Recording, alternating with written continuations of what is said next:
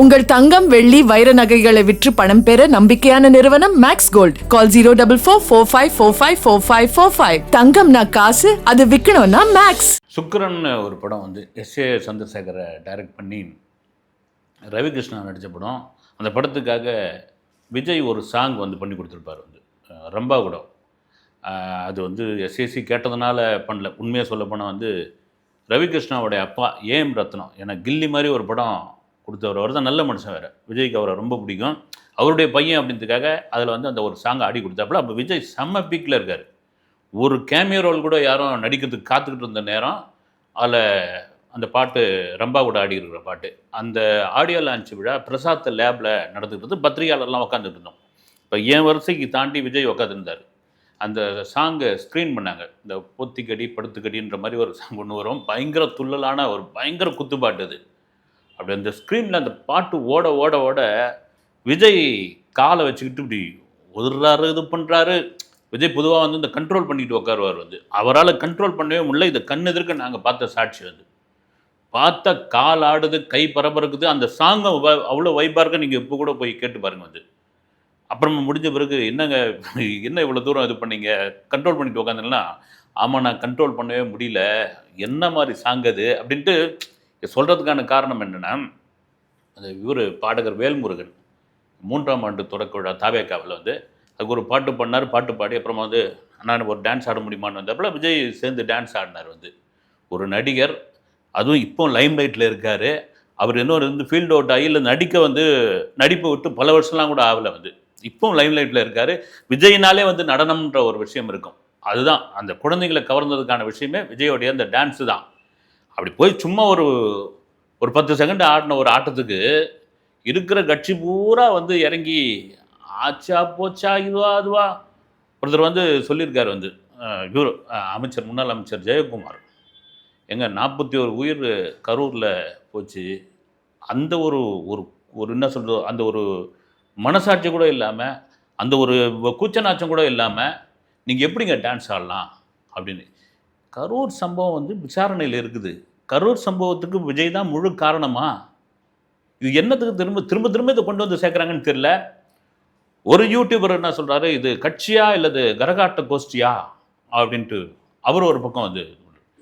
அது நான் சொல்கிறது என்னென்னா, ஒரு கட்சிக்கான ஒரு 3ஆம் ஆண்டு தொடக்க விழா, அதில் வந்து ஒரு பாடகர் வந்து பாடுறாரு, ஒரு துள்ளலான பாட்டு பாடுறாரு. அந்த துள்ளலான பாட்டுக்கு ஒரு நடிகர் வந்து டான்ஸ் ஆடிருக்காரு. அது வந்து பெரிய விஷயமா பேசுகிறாங்கன்னா, நீங்கள் அந்த டான்ஸ் மேலே இது காண்டாவில் அந்த கட்சி தலைவர் மீது நடிகர் கூட சொல்லார், அவர் மீதான ஒரு காண்டு தான், அந்த கட்சியின் மீதான காண்டு தான் இப்படியாப்பட்ட விமர்சனம்.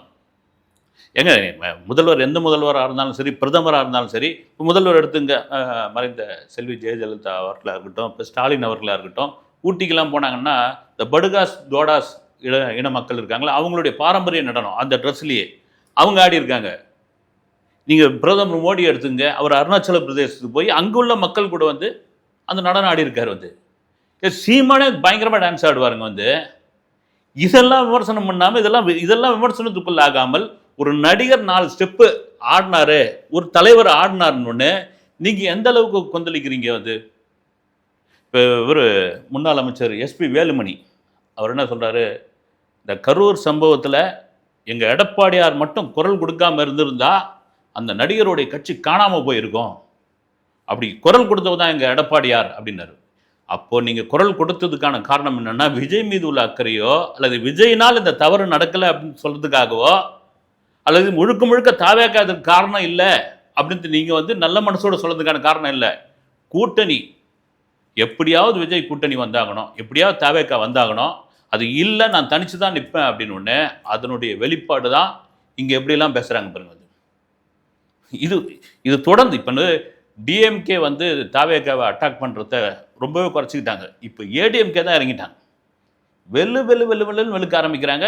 நீங்கள் தாவேக்கா தரப்புலேருந்து ஏடிஎம்கே எது பண்ணாலும் இந்த சோஷியல் மீடியாவில் அவங்களுக்கு எதிராக எந்த போஸ்ட்டும் போடாதீங்க. நீங்கள் பாட்டு கம்முன்னு விட்டுருங்க, கண்டுக்காமல் விட்டுருங்க, அது பாட்டு இருக்கு. TVK versus DMK, DMK versus TVK, இவ்வளோ தான். சரி, இந்த இவர் அந்த 3ஆம் ஆண்டு விழா வேல்முருகன் அவர்கள் பாடினார். அவர் வந்து பெரிய ஒரு முருக பக்தர். வந்து ஒரு முருகருடைய பாடலை பாடி முடித்தார். வந்து அதுக்கு திருநெல்வேலியிலே எங்கேயோ தெரில ஒருத்தர் வந்து ஆன்லைனில் ஒரு கம்ப்ளைண்ட் கொடுத்துருக்காரு. என்னென்னா, முருகருடைய வரி வரக்கூடிய வார்த்தை வரக்கூடிய இடத்துல தளபதியேன்னு போட்டு தமிழக வெற்றி கழகமேன்னு இது பண்ணி இந்த மருதமலை மாமுனியே அந்த சாங்கை இப்படி ஒட்டுமொத்தமாக முருக பக்தருடைய மனசெல்லாம் வந்து காயப்படுத்திட்டாங்க. அதனால் விஜய்யும் வேல்முருகனை விடக்கூடாது. நான் வந்து மிகப்பெரிய முருக பக்தர். இதில் இன்னொரு முக்கியமான ஒரு விஷயம், எங்கடா இவங்க ஆரம்பிக்கலேன்னு பார்த்துன்னு வந்து இது வந்து ஒரு மத மோதலை உண்டாக்குறதுக்கான வேலையை இவங்க பண்ணியிருக்காங்க. அந்த வேலையை செய்தவர்கள் யாருன்னா ஆதவ அர்ஜுனா, புஷி ஆனந்த், நிர்மல்குமார் இவங்கெல்லாம் சேர்ந்து இந்த வேல்முருகனை தூண்டி விட்டு அவரை பாட வச்சுட்டாங்க. என்ன மத மோதல் அப்படின்னா, இந்த பாட்டோடைய அந்த முருகருடைய பேரை சொல்லி பாடினது யாருன்னா ஜோசப் விஜய்.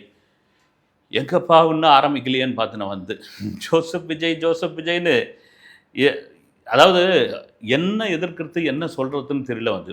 சரி, அவ்வளோ பெரிய மேட்டர்லாம் அது இல்லை அப்படின்னாலும் வந்து ஒருத்தருடைய வளர்ச்சி அவருடைய எதிர்ப்பை வைத்து தான் தெரியும் வந்து. ஒருத்தனை எவ்வளோக்கு எவ்வளோ நீங்கள் எதிர்க்கிறீங்க, எவ்வளோக்கு எவ்வளோ ஒருத்தனை அடிக்கிறீங்களோ அவன் பயங்கரமாக வளர்ந்துக்கிட்டு இருக்கான்னு அர்த்தம். அதை மாற்றுக்கிறது கிடையாது. சரி, இந்த பக்கம் இதெல்லாம் ஒன்றும் தேவை கேட்கண்டிகள், இதெல்லாம் விஜய் அதை பற்றிலாம் கண்டுக்கல. அடுத்த கட்ட அரசியல் நகர்வுக்கு போயிடுவோம். இந்த விருப்பமனு தாக்கல் ஆரம்பிச்சிட்டாங்க வந்து. 234 தொகுதி விருப்பமனு தாக்கல் யார் பண்ணுறீங்களோ பண்ணுங்கள். 6ஆம் தேதியிலேருந்து வாங்குகிறோம். விருப்பமனு தாக்கல் வந்த பிறகு அந்த மனுக்கள் எல்லாம் வந்து ஆய்வு செய்து அதை பரிசீலனை பண்ணி அதுக்கப்புறம் இன்டர்வியூ வைப்பாங்க. இன்டர்வியூ வச்சு யார் வேட்பாளர்னு முடிவு பண்ணுவாங்க. அதுக்குள்ளேயே ஒரு கதை ஓட ஆரம்பிச்சிச்சு வந்து ஒரு சீட்டுக்கு 1 கோடி ரூபாய் கேட்குறாங்க அப்படின்னு. 1 கோடி ரூபாய் கொடுக்குற அளவுக்கு அந்த கட்சியில் இருக்கிறவங்க வந்து அவ்வளோ பெரிய வசதியாகவா இருக்கிறாங்க. 1 கோடிக்கு கேட்க முடியுமா ஒரு வளர்கிற கட்சி? அதுதான் ஆரம்பத்துலேருந்தே சொல்லியிருக்காங்க, சாமானிய மக்களுக்கும் நாங்கள் வந்து சீட்டு கொடுப்போம். எல்லா தொகுதியிலும் ஒவ்வொரு விஜய் இருக்காங்க. நீங்கள் விஜய் தான் தனிப்பட்ட முறையில் வேணாம், எல்லா தொகுதியிலும் விஜய் இருக்காங்க, எல்லார் வீட்லையும் விஜயும் இருக்கிறார்கள். அதை கூட கேள்வி பண்ணிட்டு இருந்தாங்க. அப்படி இருக்கும் பொழுது நாங்கள் வந்து 1 கோடி ரூபாய் அவங்க வந்து வாங்குவாங்களா? Right, okay. விஜய் எங்கே நிற்க போகிறாருங்க? இதுதான் பெரிய கேள்வியாக இருக்குது. சென்டிமெண்ட்டு ஆரம்பத்தில் இந்த பேசிக்கிட்டே இருக்கிறாங்க. விஜய் 2 தொகுதியில் நிற்க போகிறாரு. ஏன்னா ஒன்று தோல்வி அடைஞ்சாத கூட இன்னொன்றில் வந்து ஜெயிச்சாங்க இதுவாகிடும். ஒன்றுத்தில் நின்று ரிஸ்க் எடுப்பான ஏன் அப்படின்னு. அதே வேளையில் அந்த கட்சியில் உள்ளவர்கள், பொதுவாக உள்ளவர்கள், சோஷியல் மீடியாவில் உள்ளவர்கள்லாம் வந்து இன்னும் முடிவாகலை. விஜய் ஏன் 2 கட்சியில் நிற்கணும்? 2த்துலேயுமே அவர் ஜெயிச்சிருவார். 2த்தில் ஜெயிச்சா 1 ராஜினாமா பண்ணியாங்கன்னா 1த்துக்கு மறுபடியும் வந்து எலெக்ஷன் வைக்கணும் இல்லையா? எவ்வளோ கான்ஃபிடண்ட்டாக இருக்கிறாங்க பாருங்கள் வந்து. இது முடிவாகலை. ஆனால் விஜய்க்கு அதிகபட்சமான செல்வாக்கு சென்னை மாநகரத்தில், அது சென்னைக்கு உட்பட்ட தொகுதியில் அதிகமாக இருக்கிறதுன்னு ஒரு சர்வே திரும்ப சொல்லிக்கிட்டே இருக்கு. மிக குறிப்பாக இது கூட இன்னும் அன்அஃபிஷியலாக வரல. வேளச்சேரியில் விஜய் நிற்க போகிறாரு. வேளச்சேரியில் தான் அதிகப்படியான இளைஞர்கள் வாக்கு, அந்த முதல் வாக்காளர்கள் பெண்களுடைய வாக்கு விஜய்க்கு ஒரு பெரிய பலமாக இருக்கும்னு. சென்னை அப்படின்ட்டு அதிகாரத்தினுடைய மையம், ஒரு மாநிலத்தினுடைய தலைநகரம். நீங்கள் எதுவாக இருந்தாலும் சென்னையை நோக்கி தான் வந்தாகணும். எதுக்காக இருந்தாலும் சென்னை தான் முதன்மைப்படுத்தப்படும். இந்தியாவில் உள்ள முக்கிய நகரங்களில் சென்னையும் ஒன்று. நீங்கள் முதல்வர் ஸ்டாலின் அவர்களும் துணை முதல்வர் உதயநிதி அவர்களும் சென்னையில் தான் நிற்கிறாங்க வந்து. அப்படி இருக்கும் பொழுது விஜய் சென்னையில் நிற்கிறதுக்கான நிறைய வாய்ப்புகள் இருக்குது. அதுக்கு இன்னொரு சொல்கிற காரணம் என்னென்னா, இந்த பிரச்சாரம், தேர்தல் பிரச்சாரம். இந்த 234 தொகுதிக்கும் உடனடியாக போயிட்டு வர முடியாது. இப்போ இவர் சொந்த தொகுதி, ஒருவேளை தென் மாவட்டத்தில் ஏதோ ஒரு தொகுதியில் நிற்கிறாருன்னு வச்சுங்க, இங்கேருந்து போய் திரும்ப வரதுக்குள்ளே இந்த மக்கள் வெள்ளத்தில் முடியாது அது. சென்னை மாதிரினா டக்குன்னு போயிட்டு ஒரு பிரச்சாரத்தை பண்ணிட்டு வரலாம், மக்களை சந்திக்கலாம், மக்களுடைய பிரச்சனைகளை வந்து பேசலாம். இன்றைக்கி இருக்கிற டெக்னாலஜி மூலிமா வந்து எம்எல்ஏ ஆகிட்டாரு, வெற்றி பெற்றாரு. அந்த தொகுதி மக்களுக்கு வந்து டெக்னாலஜி மூலிமா ஒரு ஆப் ஒன்று ரெடி பண்ணுறோம், நேரடியாக எங்கள் தலைவர் உங்கள் எம்எல்ஏ வந்து அதில் வந்து உங்கள் குறைகளை தீர்ப்பார் அப்படின்னு மாதிரி ஒரு விஷயத்தை தாராளமாக செய்யலாம். அதெல்லாம் 2 தொகுதி அப்படின்றத வந்து நீங்கள் ஒரு தொகுதியிலே நில்லுங்க தலைவா, நீங்கள் வெற்றி முகம் அப்படின்னு பயங்கர கான்ஃபிடென்ட்டாக இருக்காங்க. அந்த கான்ஃபிடென்ட் இருக்க வேண்டியதான். இதெல்லாம் மீறி திடீர்னு இப்போ ஒரு விஷயம் ஓடிட்டுருக்கு. காங்கிரஸுக்கும் திமுகவுக்குமான இந்த தொகுதி உடன்பாடு இழுபறியில் இருக்குது சாமி. அவங்க வந்து பெரும்பான்மையான ஆட்கள் விஜய் கூட தான் கூட்டணி வச்சுக்கணும்னு ஆசைப்பட்றாங்க. ஏன்னா திமுகவில் வந்து அதிக சீட்டு கேட்குறாங்க, ஆட்சி அதிகாரத்தில் பங்கு கேட்குறாங்க. ஆட்சி அதிகாரத்தில் பங்கு தரவே முடியாதுங்க சாமி. உங்களுக்கு சீட்டு அதிகமாக கொடுக்குறதே பெரிய விஷயம். விருப்பம் இருந்தால் வாங்க, இல்லைன்னா ஒரு பக்கம் தேமுதிகவும் இன்னொரு பக்கம் டாக்டர் ராமதாஸ் இருக்காங்க, அவங்களுக்கு ஸ்ப்ரெட் பண்ணி கொடுத்துருவோம் நாங்கள், நீங்கள் உங்கள் முடிவு தான் அப்படின் பொழுது ஒரு சார் ஏங்க இங்கே போய் கெஞ்சிக்கிட்டு இருக்கீங்க, விஜய் கூட வாங்க. விஜய்க்கு ஒரு பெரிய எதிர்ப்பு இல்லை. விஜய் 70 சீட்டு கொடுப்பதாகவும் இந்த சட்டமன்ற தேர்தலில் ஆட்சி அதிகாரத்தில் பங்கு கொடுப்பதாகவும் ஒரு தகவல் வந்து, அதுவும் வந்து உள்ளாட்சி தேர்தல் வந்ததுன்னா கிட்டத்தட்ட ஒரு 30% அவங்களுக்கு சீட்டு கொடுக்கறதுக்கான வாய்ப்பு இருக்குது. 2029 நாடாளுமன்ற தேர்தல் 29 தொகுதி இதெல்லாம் உறுதி செய்யப்படாத தகவலாக இருந்தாலும் எங்கேயாவது ஒரு இடத்துல பேசப்படுகிற எங்கேயாவது ஒரு இடத்துல விஷயமாக இருக்கிற விஷயம் கசியை தான் செய்யும்.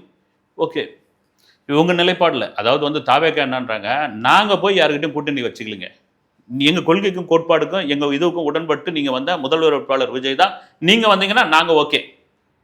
இது ஒரு பக்கம் போயிட்டுருக்கு வந்து. அப்புறமா இன்னும் கூட்டணி முக்கியமான ஒரு விஷயம் என்னென்னா, மருத்துவர் ராமதாஸ் அவர் சின்னத்துக்காக கோர்ட்டை நாடி இருக்கிறார். இன்னொரு பக்கம் வந்து அவர் யார் கூட்டணி அப்படின்னு இன்னும் முடிவாகலை. விஜய் கூட தான் கூட்டணி. விஜயே போய் தைலாபுரத்தில் மீட் பண்ண போகல, இல்லை 2ஆம் கட்ட தலைவர்கள்லாம் தைலாபுரத்தில் போய் மருத்துவர் ராமதாஸை மீட் பண்ண போகிறாங்க. இந்த மாதிரியான ஒரு விஷயங்கள் இருக்கும்பொழுது இது தாவேக்கா தரப்பில் வேணாம் அப்படின்னு சொன்னதாகவும் ஒரு தகவல் இருக்குது. அதுக்கான காரணம் என்னென்னா, மருத்துவர் ராமதாஸுடன் ஒரு கூட்டணி அப்படின் பொழுது நமக்கு வந்து தலித்துகளுடைய ஓட்டு ஒரு பெரும்பான்மையான ஓட்டாக இருக்குது, அவர்களுடைய ஓட்டு அங்கே வந்து கலைஞ்சு போயிடும், அது வந்து கம்மியாயிடும், அதனால் நம்ம பொதுவான ஆட்களாக இருந்துருவோம், எந்தவித சாதி அடையாளமும் நமக்கு தேவையில்லை அப்படின்னு சொன்னதாக ஒரு தகவல். இதெல்லாம் மீறி நாளுக்கு நாள் விஜயோட எதிர்ப்பு, விஜய் மீதான காழ்ப்புணர்ச்சி அதிகமாகிட்டே இருக்குது. அப்படின்னா விஜயும் விஜய் கட்சியும் வளர்ந்து கொண்டே இருக்கிறார்கள் என்று அர்த்தம்.